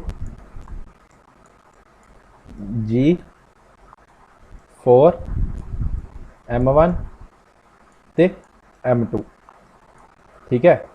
अपना ये लिख सकते हो, जो सिंपल ब्रैकेट तो बिना भी लिखना हो तो भी लिख सकते हो, तो डी दी स्केयर। हुण देखो जे आपां इहनूं की कीता, F नूं 4 नूं आपां इधर ले आंदा, ठीक है। उदों बाद अपने को इनू सारे नूं की लिख सकते हैं आपां, जदों 4 विचों कढ़ता तो अपने को की रह गया पिछे, अपने को रह गया F मल्टीप्लाई F। हुण ग्रेविटेशनल फोर्स अपने को कितना हो गया जे आपां मास नूं डबल किया, ठीक है। एक चीज़ का ध्यान रखो, जे मास नूं आपां डबल करता तो ग्रेविटेशनल फोर्स की हो गया अपने को 4 गुना। ये अपने को की आ गया आंसर, ਸੈਕਿੰਡ ਵੀ ਸਾਰੇ ਬੱਚਿਆਂ ਨੂੰ ਕਲੀਅਰ ਹੋ ਗਿਆ ਨਾ? ਆਈ ਥਿੰਕ ਕਿਸੇ ਨੂੰ ਕੋਈ ਕਨਫਿਊਜ਼ਨ ਨਹੀਂ ਰਹੀ ਹੋਣੀਗੀ। ਹੁਣ ਆਪਾਂ ਚੱਲਦੇ ਹਾਂ ਥਰਡ ਵੱਲ। ਥਰਡ ਦੇਖੋ ਕੀ ਕਿਹਾ। ਵੈਸੇ ਤਾਂ ਜਿਨ੍ਹਾਂ ਨੂੰ ਫਸਟ ਸੈਕਿੰਡ ਸਮਝ ਲੱਗ ਗਿਆ, ਥਰਡ 'ਚ ਤਾਂ ਕੋਈ ਕਨਫਿਊਜ਼ਨ ਹੋਣੀ ਨਹੀਂ ਚਾਹੀਦੀ। ਥਰਡ ਉਹਨਾਂ ਨੇ ਕੀ ਕਿਹਾ, ਮਾਸ ਤੇ डिस्टेंस, ਉਹਨਾਂ ਨੂੰ ਕੀ ਕਰਨਾ ਆਪਾਂ, ਡਬਲ। ਫਿਰ ਵੀ ਮੈਂ ਕਰਵਾ ਦਿੰਦਾ। देखो अपना फार्मूला फिर वही लिखना आप ग्रेविटेशनल फोर्स का, G m1 ते m2। नैक्सट की अपने को D दी स्केयर। तो आप की करना सी, दोनों चीज़ां जिहड़ियां डबल कर देनियां। डबल करके उन्होंने की आ गया, आप सीधा ही कढ़ देने कंक्लूजन। देखो G मान लो 4 अगे ला लो भला दी, G m1 m2। 4 ताम ना था 2 करके पिछले वाले वांगू, तो जो नीचे वाले आप 2 करांगे 2D बन जूगा। 2D का 2 2 4 D स्केयर। ठीक है, 4 नू 4 नाल कट हो गया, तो F किंदे इक्वल टू रह गया F दी। बस ये चीज़ का ध्यान रखना। उत्थे पेपर दे विच आंसर 4 नाल आया हो, तो ये अपना सीगा जिहड़ा कह लो छोटा जिहा सम सीगा, जिन्हां दे विच आपां 3 चीज़ां क्लीयर कीतियां। इस दे नाल आपां इक्वेशन होर बना के, जिवें कह लो फस्ट आप की किया, मास नूं आपां डबल करता या डिस्टेंस नूं उवें ही रहन दिता, तो फोर्स की बन गया अपने कोले 4 आ गया। जे डिस्टेंस डबल कर देंगे तो 1/2 आ जाना सी। ये चीज़ां नूं नोट करते रहो छोटियां छोटियां नूं। वन लाइनर करन तो पहलां तुहानूं मैं दसदा, हुण तक आपां कर के चुके हैं। एक आपां कर चुके हैं ग्रैविटी दी डेफिनेशन, फिर आपां कीता कि ग्रैविटी खोजी किवें गई ते की इहदे विचों आंसर क्वेश्चन निकले। फिर आपां कीता यूनीवर्सल लॉ ऑफ ग्रैविटेशन। उस तो बाद नैक्सट आपां कीता इन्हां दे फॉर्मूले 3। ठीक है, तो चौथा भी आपां बनाया सी नाल, तुहानूं नोट कर लिया होना तुसीं सारे बच्चों ने। नैक्सट एक चीज़ होर नोट कर लिओ, कॉपी ते मैं बोल दिना, गुरुत्वाकर्षण दे सर्वव्यापी नियम का महत्व, जिहड़ा यूनीवर्सल लॉ ऑफ ग्रैविटेशन है, उनकी इंपोर्टेंस की है। फस्ट अपने को हैगी है जी बल जो सानू धरती नाल बन के रखता है। इहदी फस्ट जिहड़ी इंपोर्टेंस हैगी है, बल है जिहड़ा वो सानू धरती नाल बन के रखता है। सैकेंड हैगी है चंद की धरती दुआले गति, चंद जिहड़ा धरती के दुआले गति करता है इसे जिहड़ा लो करके। तो थर्ड है ग्रहां की सूरज दुआले गति, जिहड़ा ग्रह है सूरज के दुआले गति करते हैं। 3 हो गया। तो फोर्थ अपने को हैगी है जी चंद और सूरज के कारण ज्वार भाटा। देखो इन्हां चारां की एक्सप्लेनेशन मैं फिर दे देना कि जिहड़ा बल जो सानू धरती नाल बन के रखता है, जिहड़ा गुरुत्वाकर्षण बल है वो सानू धरती नाल बन के रखता है। फस्ट अपनी ये है जिहड़ी महत्ता है। सैकेंड अपने को हैगी है चंद की धरती दुआले गति, जे चंद की धरती दुआले गति किंदे करके हुंदी है, गुरुत्वाकर्षण बल के कारण। थर्ड अपने को है ग्रहां की सूरज दुआले गति, जिहड़े ग्रह है सारे सूरज के दुआले गति करते हैं, जिन्ने भी उन्हां दी गति किंदे करके हुंदी है, गुरुत्वाकर्षण बल के कारण। और सेंटर जिहड़ा बल आपां कीता सीगा उहदी डेफिनेशन चक लिओ तुसीं। तो फोर्थ अपने को की है जिहड़ा ज्वार भाटा आंदा पानी दे विच। ठीक है, जिहड़ा ज्वार भाटा आंदा पानी दे विच, जिवें आपां कहने ये किंदे करके हुंदा है, ये गति विच बदलाव या सूरज की उहदी चंद्रमा की गति दे विच बदलाव के कारण हुंदा है, वो हुंदा ज्वार भाटा आंदा उहदे नाल। ये सी अपनियां जिहड़ियां डेफिनेशनस या कह लो इंपोर्टेंस। हुण इंपोर्टेंस तो बाद आपां गल करन जा रहे हैं। ये तो वैसे मैं तुहानूं पहलां भी दस चुकिया, पर फिर एक बार क्लैरीफाई कर लो कि जिहड़ा चंन ते वस्तु का भार दे विच की बदलाव आंदा है। चंन ते, ठीक है, अपना इहदा फार्मूला की है, नोट डाउन कर लो सारे बच्चे।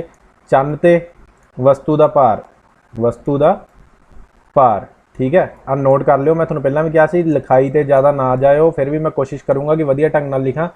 चंन ते वस्तु का भार बराबर है किंदे, 1/6 गुना मल्टीप्लाई, ठीक है, धरती ते उसका भार, धरती ते उसका भार, धरती ते उसका भार। ठीक है, ये फार्मूला दोबारा फिर रिपीट कर देना मैं।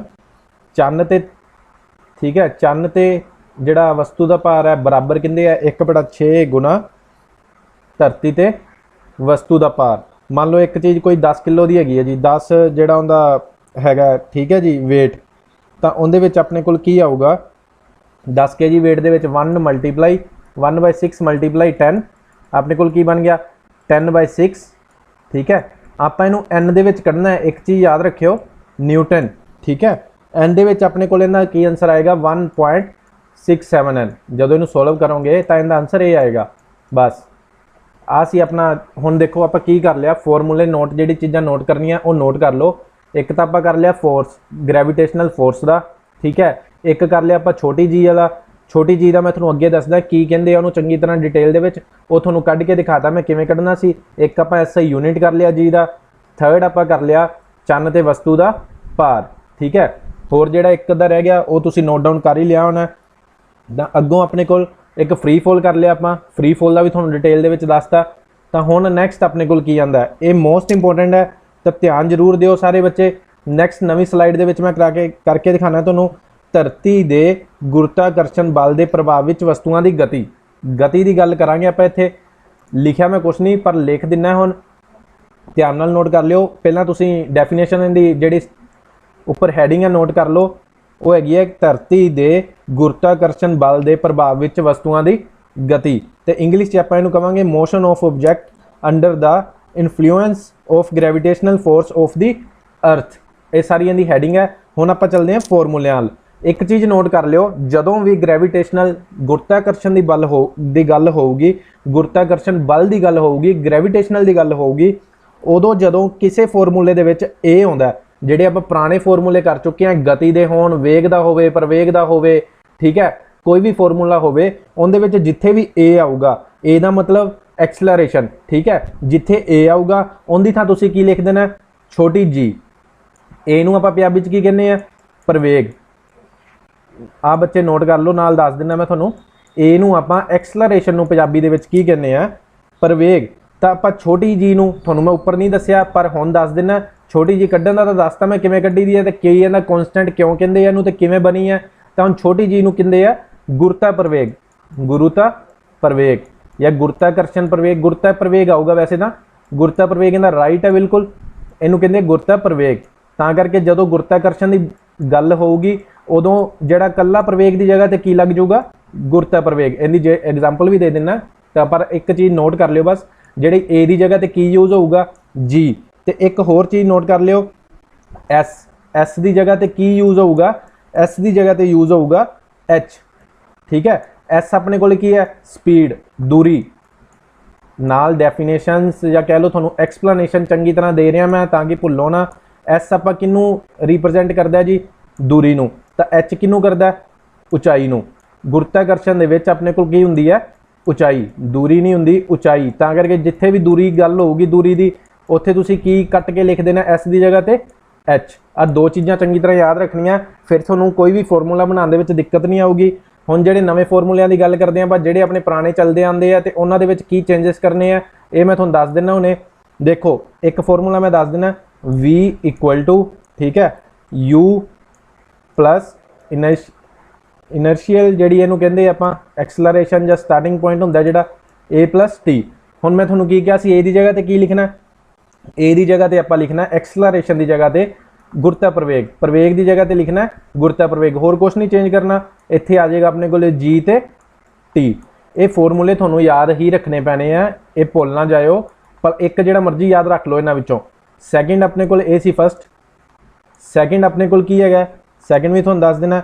सैकेंड है एस इक्वल टू, एस कहंदे इक्वल टू है यू टी, ठीक है, प्लस 1/2 ए ते T the square, A T the square, ठीक है। तो हुण नैक्सट इहदे विच की चेंजिस करने मैं तुहानूं दस्सिया सीगा, जिथे भी ए आ जाए तो आपां की लिख देना जी, होर कुछ नहीं बदलाव करना, जी टी प्लस ए ना सोची चलियो बच्चे कि एस अगे लगी है तो एच कर देनी, नहीं, ये फॉर्मूला उंदा ही रहूगा जिहड़ी चीज़ का हैगा। तो 1/2 जी ए की जगह तो की लग जू जी, बाकी same G T square.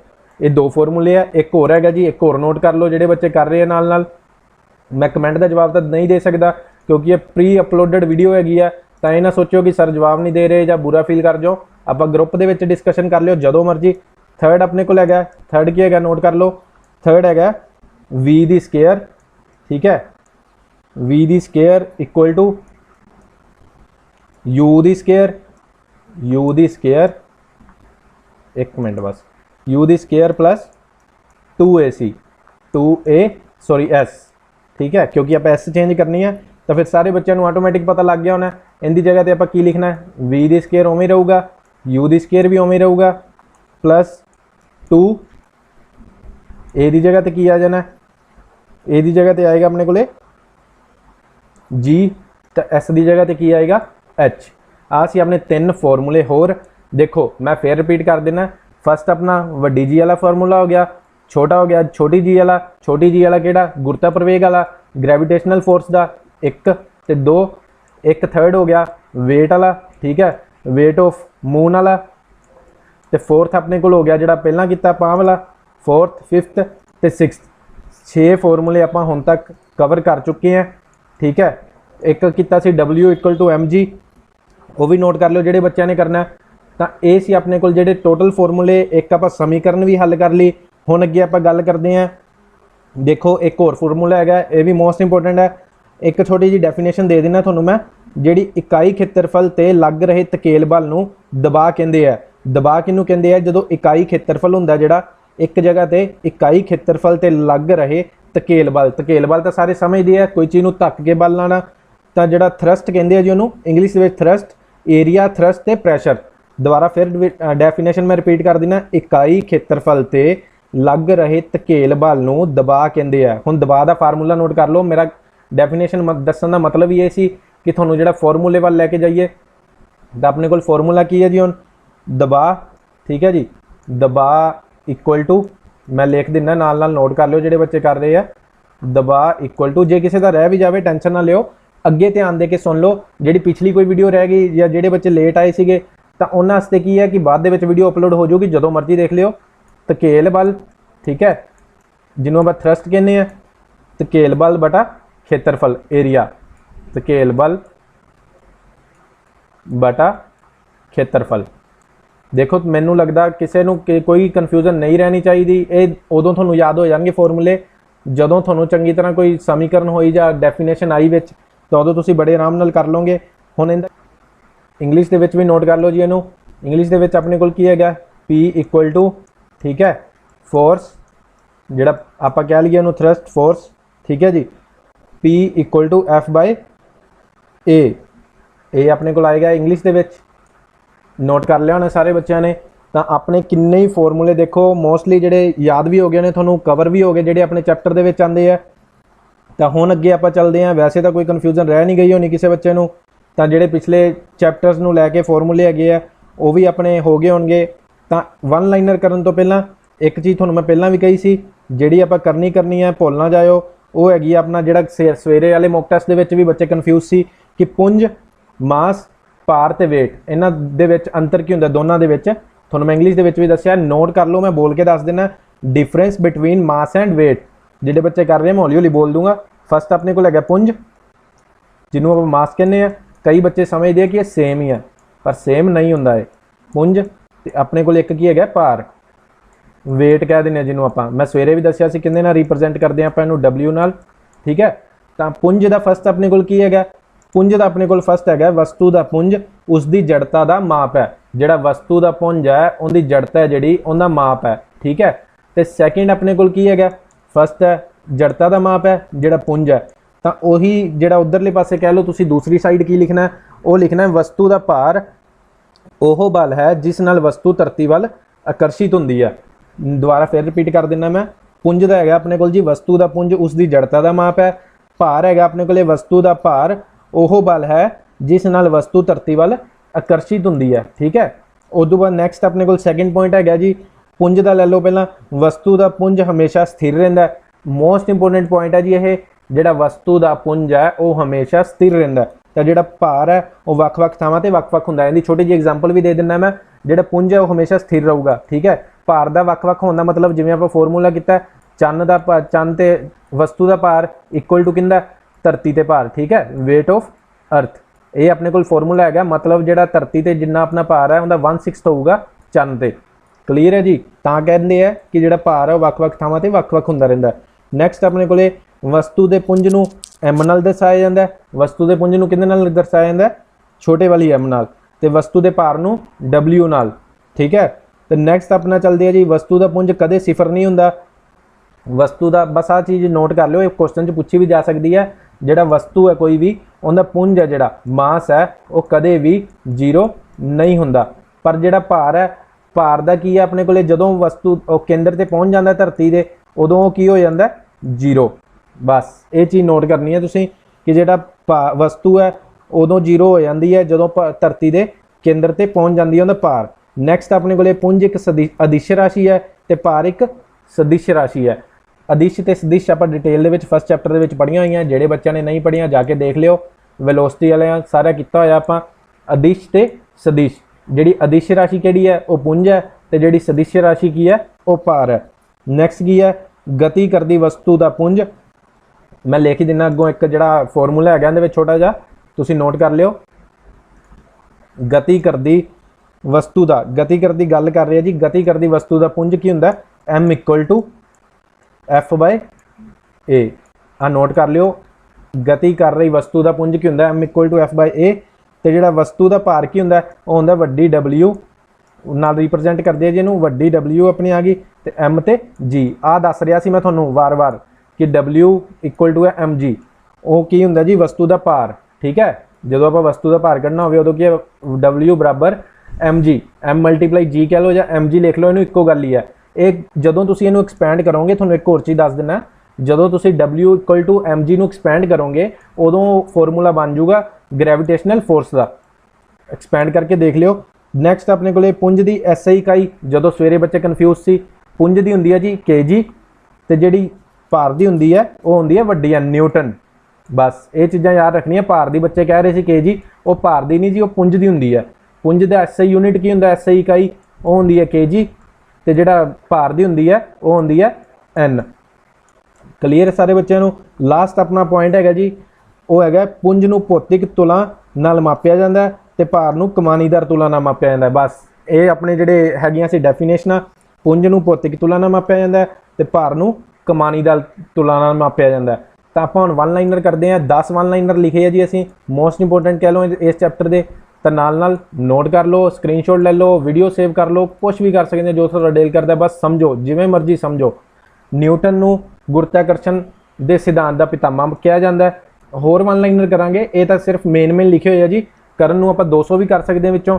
Next ਹੈ ਗੁਰਤਾਕਰਸ਼ਣ ਦੋ ਵਸਤੂਆਂ ਦੇ ਪੁੰਜ ਉੱਪਰ ਨਿਰਭਰ ਕਰਦਾ ਤੇ ਉਦੋਂ ਬਾਅਦ ਕੀ ਹੈ, ਇੱਕ ਚੀਜ਼ ਹੋਰ ਦੱਸਦਾ, ਗੁਰਤਾਕਰਸ਼ਣ ਹੈ ਜਿਹੜਾ ਉਹਨੂੰ ਕੋਈ ਭਾਰ ਨਾਲ ਲੈਣ ਦੇਣ ਨਹੀਂ, ਕੋਈ ਉਹਨੂੰ ਸ਼ਕਲ ਨਾਲ ਲੈਣ ਦੇਣ ਨਹੀਂ, ਉਹ ਸਿਰਫ ਨਿਰਭਰ ਕਰਦਾ ਪੁੰਜ ਉੱਪਰ।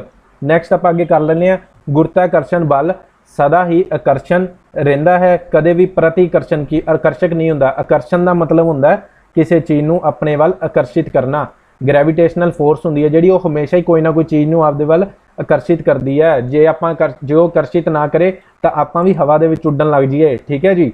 ਨੈਕਸਟ ਹੈ, ਇਹ ਵਸਤੂ ਦੇ ਸੁਭਾਅ ਤੇ ਨਿਰਭਰ ਨਹੀਂ ਕਰਦਾ। ਜਿਵੇਂ ਮੈਂ ਤੁਹਾਨੂੰ ਹੁਣੇ ਦੱਸਿਆ ਸੀ ਕਿ ਵਸਤੂ ਦਾ ਜਿਹੜਾ ਕੋਈ ਵੀ ਸੁਭਾਅ ਉਹਦੇ ਤੇ ਨਿਰਭਰ ਨਹੀਂ ਕਰੂਗਾ। ਨੈਕਸਟ ਹੈ, ਇਹ ਵਸਤੂ ਦੀ ਸ਼ਕਲ ਤੇ ਆਕਾਰ ਤੇ ਵੀ ਨਿਰਭਰ ਨਹੀਂ ਕਰਦਾ। ਇਹਨੂੰ ਸਿਰਫ ਮਤਲਬ ਕਿਹਦੇ ਨਾਲ ਹੁੰਦਾ, ਪੁੰਜ ਨਾਲ। ਨੈਕਸਟ ਹੈ ਫਿਫਥ, ਆਪਣੇ ਕੋਲੇ ਵਸਤੂ ਦੀ ਸ਼ਕਲ ਤੇ ਆਕਾਰ ਤੇ ਨਿਰਭਰ ਨਹੀਂ ਕਰਦਾ। ਜੀ ਤਾਂ ਮੈਂ ਤੁਹਾਨੂੰ ਕਿੰਨੇ ਵਾਰ ਦੱਸ ਚੁੱਕਿਆ ਕਿ ਕੌਨਸਟੈਂਟ ਗ੍ਰੈਵਿਟੇਸ਼ਨਲ ਨੰਬਰ ਹੈ, ਇਹਨੂੰ ਕਦੇ ਵੀ ਕਿਸੇ ਵੀ ਜਗ੍ਹਾ ਤੇ ਬਦਲਿਆ ਨਹੀਂ ਜਾ ਸਕਦਾ, ਸੇਮ ਹੀ ਰਹੂ। ਭਲਾਂ ਦੀ ਚੰਨ ਤੇ ਵੀ ਯੂਜ਼ ਕਰੀਏ ਤਾਂ ਵੀ ਸੇਮ ਰਹੂ ਫਾਰਮੂਲਾ, ਭਲਾਂ ਦੀ ਆਪਾਂ ਮਾਰਸ ਤੇ ਕਰੀਏ, ਸਨ ਤੇ ਕਰੀਏ, ਕਿਸੇ ਵੀ ਆਪਾਂ ਗਲੈਕਸੀ ਦੇ ਵਿੱਚ ਕਿਤੇ ਵੀ ਕਰ ਸਕਦੇ ਹਾਂ, ਜੀ ਸੇਮ ਰਹੇਗੀ ਹਮੇਸ਼ਾ। ਨੈਕਸਟ ਹੈ, ਆ ਦੇਖੋ ਅੱਗੇ ਤੁਹਾਨੂੰ ਮੈਂ ਵੈਸੇ ਐਕਸਪਲੇਨ ਕਰ ਹੀ ਦਿੱਤਾ, ਜੀ ਹਮੇਸ਼ਾ ਹਰ ਜਗ੍ਹਾ ਤੇ ਇੱਕ ਹੀ ਰਹਿੰਦਾ। 8th ਆਪਣੇ ਕੋਲ ਹੈਗਾ, ਜਿੱਥੇ ਵਸਤੂ ਦਾ ਸਾਰਾ ਪੁੰਜ ਕੇਂਦਰਿਤ ਹੁੰਦਾ ਉਹ ਪੁੰਜ ਕੇਂਦਰ ਖਵਾਉਂਦਾ। ਜੇ ਤੁਹਾਨੂੰ ਕੋਈ ਪੁੱਛ ਲੇ ਕਿ ਪੁੰਜ ਕੇਂਦਰ ਹੁੰਦਾ ਕਿਹੜਾ, ਜਿੱਥੇ ਵਸਤੂ ਦਾ ਸਾਰਾ ਪੁੰਜ ਕੇਂਦਰ ਹੁੰਦਾ, ਠੀਕ ਹੈ, ਉਹਨੂੰ ਕੀ ਕਹਿੰਦੇ ਆ, ਪੁੰਜ ਕੇਂਦਰ। ਨੈਕਸਟ ਹੈ, ਜਿੱਥੇ ਧਰਤੀ ਦਾ ਗੁਰਤਾ ਅਧਿਕਤਮ ਹੁੰਦਾ ਉਹਨੂੰ ਧਰਤੀ ਦਾ ਕੇਂਦਰ ਕਹਿੰਦਾ। ਹਮੇਸ਼ਾ ਇੱਕ ਚੀਜ਼ ਯਾਦ ਰੱਖਿਓ, ਕਿਤੇ ਵੀ ਪੁੱਛ ਲੈਣ ਕਿ ਧਰਤੀ ਦਾ ਗੁਰਤਾਕਰਸ਼ਣ ਬਲ ਸਭ ਤੋਂ ਜ਼ਿਆਦਾ ਕਿੱਥੇ ਹੁੰਦਾ, ਉਹ ਧਰਤੀ ਦੇ ਕੇਂਦਰ ਵਿੱਚ। ਬਸ ਇਹ ਤੁਸੀਂ MCQ ਨੋਟ ਕਰ ਲਿਓ। ਤਾਂ ਇਹ ਦੇਖੋ ਜੀ ਕਿਹਨੂੰ, ਮੈਂ ਦੁਬਾਰਾ ਫਿਰ ਦੇ ਦਿੰਦਾ, ਛੋਟੀ ਜੀ ਕਿਹਨੂੰ ਰਿਪਰੈਜ਼ੈਂਟ ਕਰਦੀ ਹੈ, ਗੁਰਤਾ ਪ੍ਰਵੇਗ ਨੂੰ। ਤਾਂ ਜਿਹੜਾ ਧਰਤੀ ਦਾ ਕੇਂਦਰ ਹੈ, ਜੀ ਦਾ ਮੁੱਲ, ਗੁਰਤਾ ਪ੍ਰਵੇਗ ਦਾ ਮੁੱਲ ਕਦੇ 0 ਹੋ ਜਾਂਦਾ। ਠੀਕ ਹੈ ਜੀ। ਇਹ ਸੀ ਆਪਣੇ ਵਨ ਲਾਈਨਰ, ਇਹ ਸੀ ਆਪਣਾ ਸਾਰਾ ਚੈਪਟਰ ਜਿਹੜਾ ਆਪਣਾ ਹੈਗਾ ਸੀਗਾ ਗ੍ਰੈਵਿਟੇਸ਼ਨਲ। ਕਿਸੇ ਬੱਚੇ ਨੂੰ, ਮੈਨੂੰ ਨਹੀਂ ਲੱਗਦਾ ਕਿਸੇ ਤਰ੍ਹਾਂ ਦੀ ਕੋਈ ਪ੍ਰੋਬਲਮ ਹੋਣੀ ਚਾਹੀਦੀ ਹੈ। ਜੇ ਫਿਰ ਵੀ ਕਦੇ ਦਿੱਕਤ ਲੱਗੇ ਤਾਂ ਕਮੈਂਟ ਕਰਕੇ ਪੁੱਛ ਲਿਓ। ਵੈਸੇ ਕਾਫੀ ਟਾਈਮ ਲੱਗ ਗਿਆ ਵੀਡੀਓ ਬਣਾਉਣ 'ਤੇ, ਤਾਂ ਸਪੋਰਟ ਜ਼ਰੂਰ ਕਰਿਓ।